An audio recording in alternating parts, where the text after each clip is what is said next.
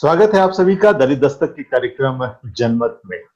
आज जिस विषय पर हम चर्चा करेंगे वो भारत का नहीं, अमेरिका का है। यूं तो ये कहें कि भारत में वो हमेशा से होता आ रहा है, लेकिन ये विषय चर्चा में आया अमेरिका से।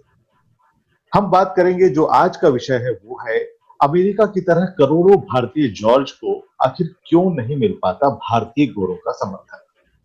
इस घटना की अगर पृष्ठभूमि में जाए तो 25 मई की बात है, जहां पर अमेरिका में एक 46 साल के व्यक्ति जिसका नाम जॉर्ज जॉर्ज फ्लॉयड था, इस व्यक्ति को मार दिया गया। मारा वहां की पुलिस ने। उस पुलिस ने जब उसको गिरफ्तार कर रही थी वो पुलिस, तब उस पुलिस वाले ने, वो पुलिस वाला गोरा पुलिस वाला था, उसने उसकी गर्दन पर इस तरह से पैर रखा कि उसकी जान निकल गई। इस घटना के कुछ समय के बाद, मतलब एक या दो ही दिन में, पूरा अमेरिका एक तरह से उबलने लगा, जलने लगा। इसके समर्थन में जहां एक तरह से वो जॉर्ज जो था वो काले लोगों का प्रतिनिधित्व करता था, काले लोगों में से था। वहां पर जो नस्लीय भेद है वो गोरे और कालों के बीच में है। जहां उसका खुद का समाज यानी कि काले लोगों का समाज जहां उसके समर्थन में आया, बहुत जबरदस्त वहां पे प्रदर्शन हुए। एक तरह से हम देखें कि इस कोरोना काल में जिस वक्त सभी लोग अपने आप को सुरक्षित रखना चाहते हैं, घर में रहना चाहते हैं, एक दूसरे से फिजिकल डिस्टेंसिंग रखना चाहते हैं, उस दौर में वहां पर इतने जबरदस्त प्रदर्शन हुए। और सिर्फ प्रदर्शन ही नहीं हुए, सरकार को इस प्रदर्शन में हिलाकर रख दिया। और स्थिति ये आई कि वहां के राष्ट्रपति डोनाल्ड ट्रंप को बंकर में जाकर छुपना पड़ा। तो ये स्थिति सिर्फ यूं ही नहीं आई, वहां पर काले लोगों का साथ गोरों ने भी दिया। यानी कि वहां प्रदर्शन में नस्लीय भेद नजर नहीं आया और आखिरकार पुलिस को घुटनों के बल बैठकर माफी मांगनी पड़ी। हालांकि ये आंदोलन अभी भी जारी है। लेकिन अगर हम भारत की इस पृष्ठभूमि में देखें इसी घटना के, तो ऐसा हमेशा से होता आ रहा है, हर साल होता है, लगातार होता है। लेकिन भारत में जिस कौम के व्यक्ति पर अत्याचार होता है, उस कौम के भी कुछ ही लोग, चंद लोग ही उसके समर्थन में या उसके लिए न्याय मांगने के लिए सामने आते हैं। भारत में आखिर ऐसा क्यों नहीं होता कि किसी एक व्यक्ति पर अगर अन्याय अत्याचार हो तो तमाम समाज, सारे समाज, या फिर यूं कहें कि सारी जातियां उसके लिए न्याय मांगने के लिए सड़कों पर नहीं आती।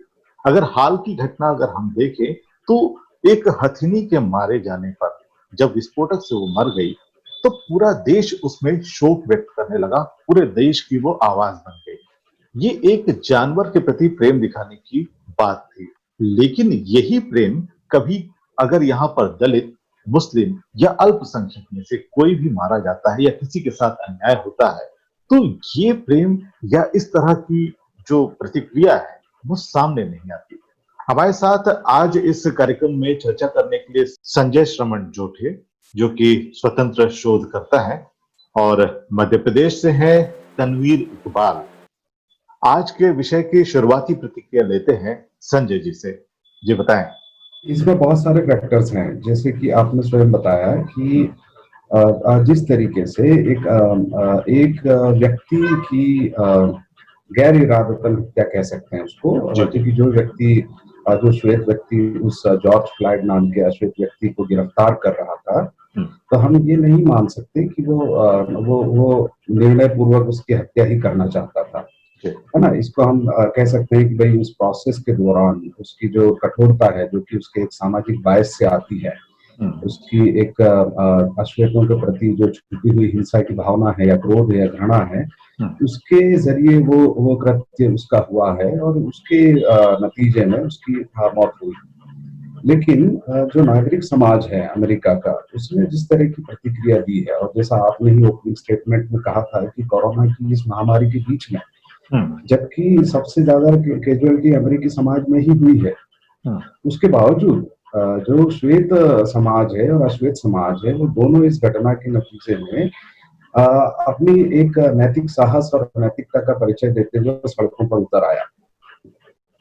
अगर हम और न सिर्फ नागरिक समाज बल्कि वहाँ का मीडिया और वहाँ का जो पुलिस का जो जी जी जी। डिपार्टमेंट है, वहाँ की हम्म, जुडिशरी जिस तरीके से रिएक्ट कर रही है, हम्म, उस सबको अगर हम देखें तो निश्चित रूप से जैसा आपने कहा सवाल उठता है कि भाई भारत में ऐसी क्या बात है हम्म, कि भारत में इस तरह की घटनाओं पे, है ना, और इस तरह की घटनाएं भारत के लिए नई नहीं है। मेरे ख्याल है अमेरिका का जन्म भी जब नहीं हुआ था, हम्म, उसके लिए हजारों साल पहले से हमारे बीच में जो भारत के जो वंचित और दलित समाज है, जिसको हम दलित, अनुसूचित जाति, ओबीसी जनजाति हम्म, या कन्वर्टेड माइनॉरिटी भी कह सकते हैं, जिसको हम्म, कि एक बड़े पॉलिटिकल, अगर हम टर्म इस्तेमाल करें तो सामाजिक टर्म भी है ना, सामाजिक हम्म, परिभाषा भी रखती है।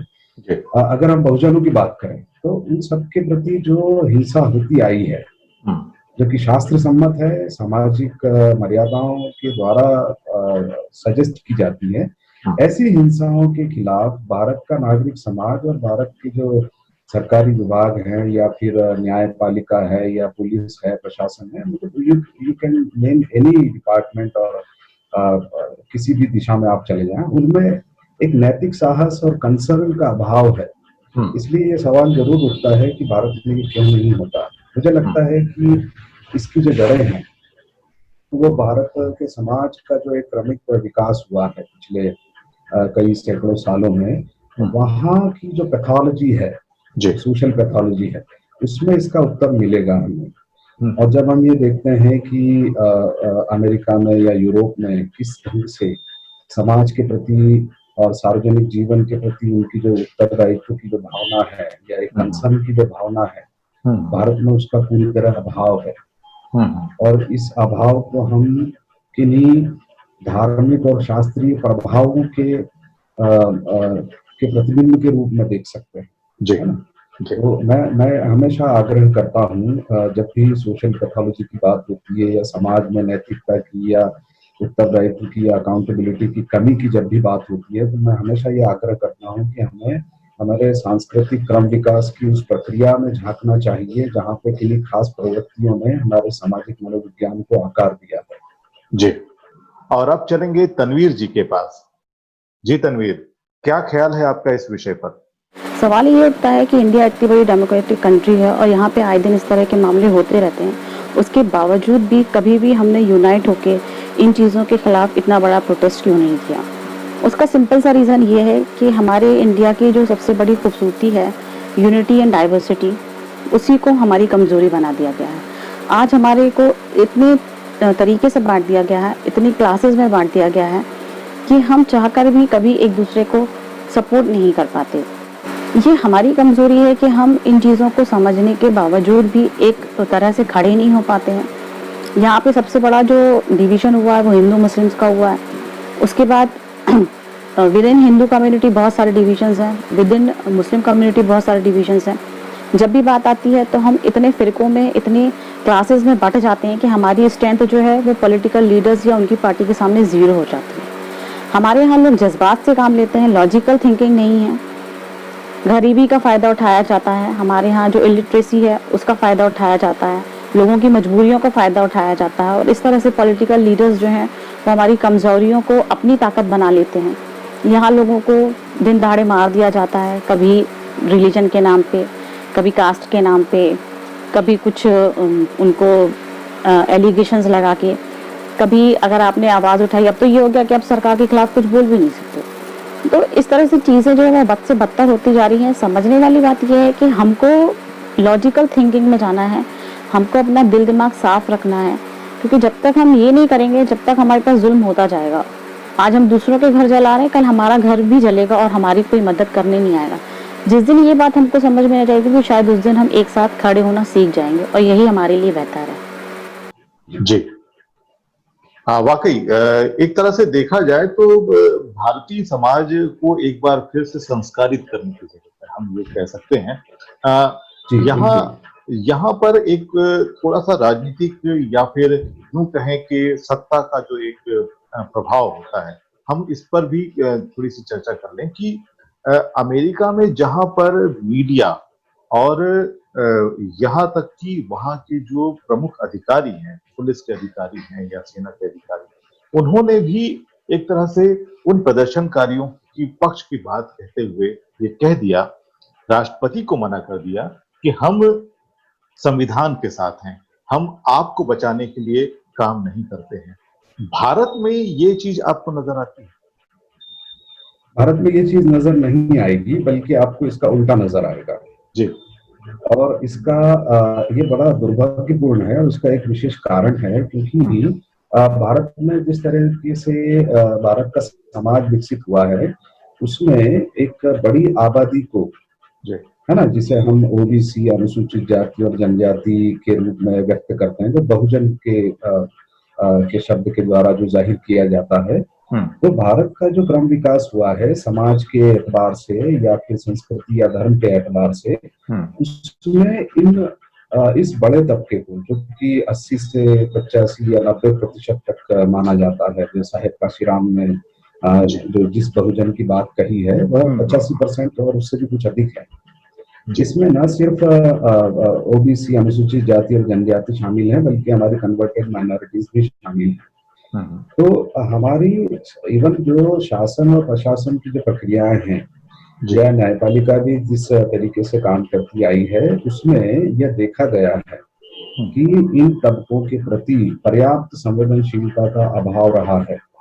और इस अभाव को अगर आप ट्रेस करते हुए हमारे ही सांस्कृतिक क्रम विकास के इतिहास में जाने, तो ये जो समस्या है, आपको पिछले कई सैकड़ों सालों, इवन हजारों सालों के प्रोसेस में आपको मिल जाएगी।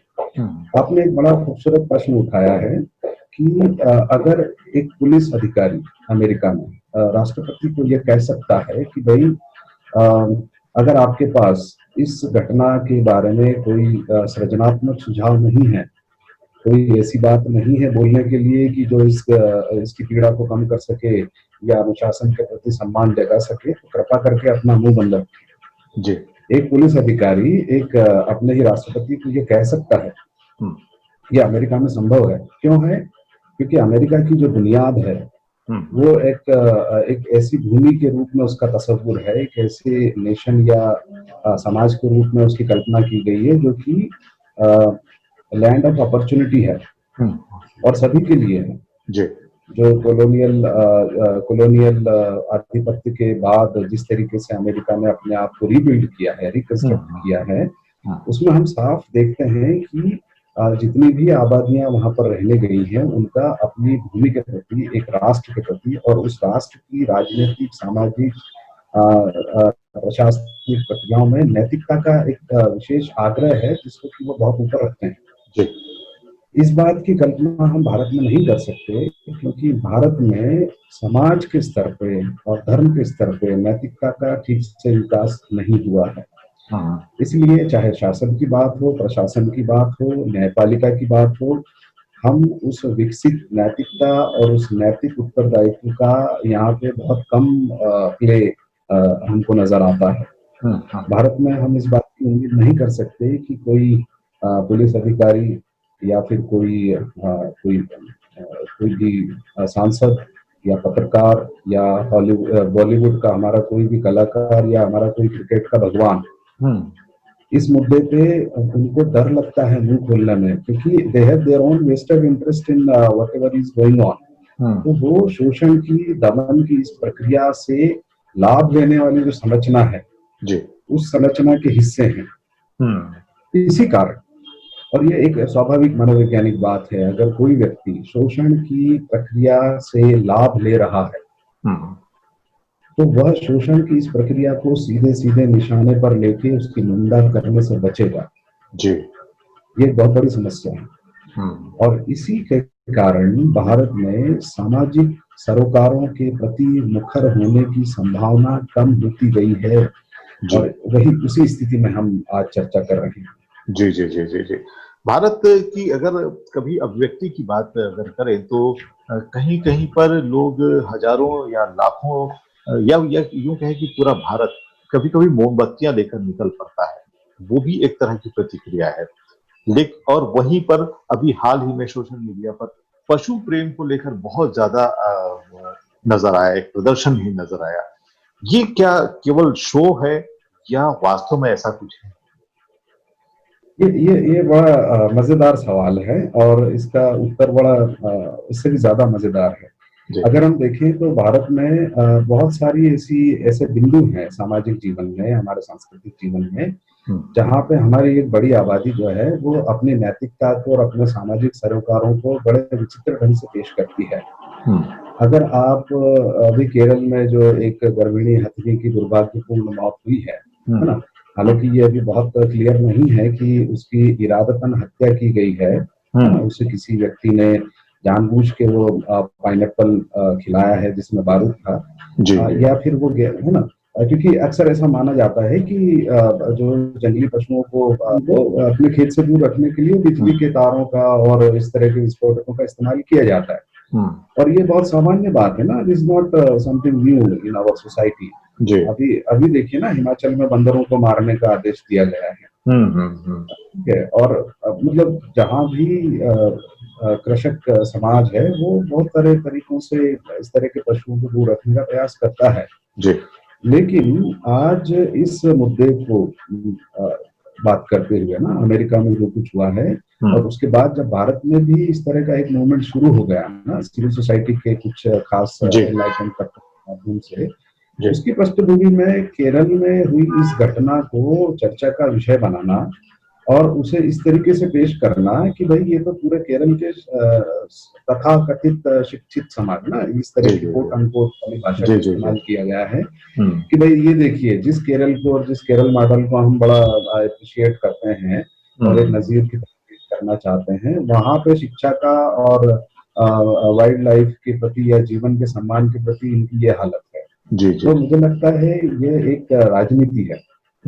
और अभी कोविड-19 के दौरान, कोरोना की इस महामारी के दौरान केरल ने अपने आप को जिस तरीके से एक ऊंचाई पे रखकर पेश किया है, सामाजिक उत्तरदायित्व और सामाजिक नैतिकता का जो एक विकसित उन्होंने एक कंसर्न दिखाया है, तो उस एक बढ़िया जो केस स्टडी केरल ने बना दी है, केरल के समाज ने बना दी है, उसको रिडिक्यूल करने का ये बड़ा आसान सा और बड़ा चीप एक तरीका लोगों ने निकाला और ये बड़ा दुर्भाग्यपूर्ण है। इस तरह की राजनीति न सिर्फ इस एक विशेष उदाहरण के जरिए बल्कि आप बहुत दूसरे तरीके से भी देख सकते हैं।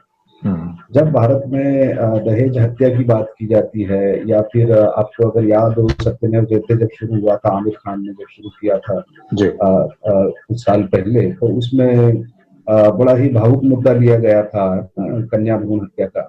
तो उस एक, मैं ये नहीं कह रहा हूँ कि वो मुद्दा कमजोर है या उसके प्रति हमें भावनात्मक रूप से संवेदनशील नहीं होना चाहिए, लेकिन मैं ये कह रहा हूँ कि ऐसे मुद्दों के प्रति हमारा जो कंसर्न निकल के आता है, हमारी सामूहिक चेतना से ये जो पुकार पैदा होती है कि भाई हमें ज्यादा मानवीय और संवेदनशील होना चाहिए,